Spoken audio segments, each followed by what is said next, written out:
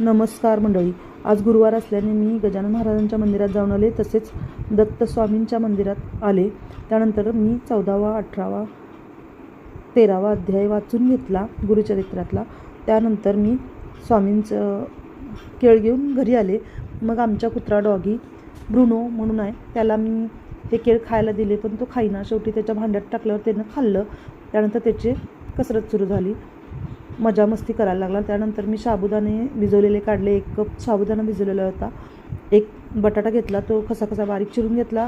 5-6 मिरच्या बारीक चिरून घेतल्या. कोथिंबीर चिरून घेतली. एका पॅनमध्ये 2 चमचे तेल घातलं. जिरे 1 चमचा घातलं. मिरच्या, बटाटे घातले. दुधावर काही पडू नये म्हणून दूध झाकून ठेवलं.